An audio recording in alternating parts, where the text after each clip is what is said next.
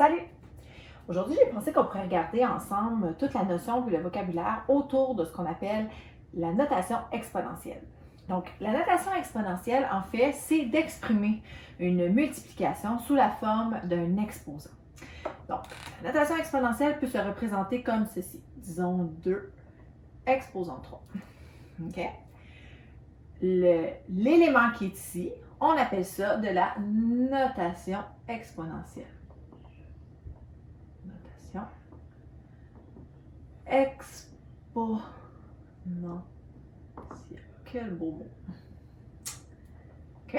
Ça, c'est quand je représente ma valeur ici. OK?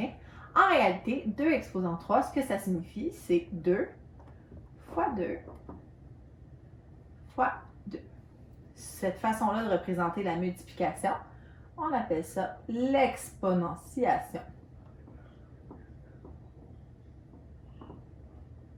Et voilà. OK? Ici, il y a d'autres termes que tu dois connaître.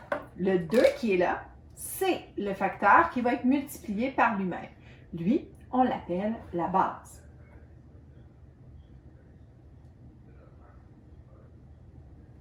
Le 3 qui est là, ça ne veut pas dire 2 fois 3. Si je voulais écrire 2 fois 3, j'aurais écrit 2 fois 3. Donc, le 3 qui est là, en fait, c'est le nombre de fois que je vais multiplier ma base par elle-même. Donc, ça ici, on appelle ça l'exposant. Et voilà.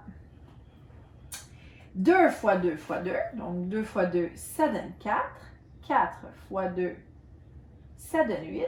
Le résultat de ça, c'est 8. Le 8, ça s'appelle la puissance.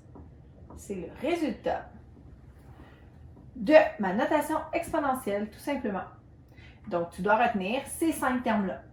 2 exposant 3, on appelle ça écrire en notation exponentielle.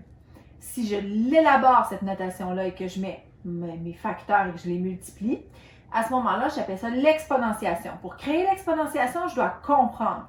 La base, c'est le facteur qui sera multiplié. L'exposant, c'est le nombre de fois où je devrais multiplier ce facteur-là par lui-même. Et le résultat, c'est la puissance.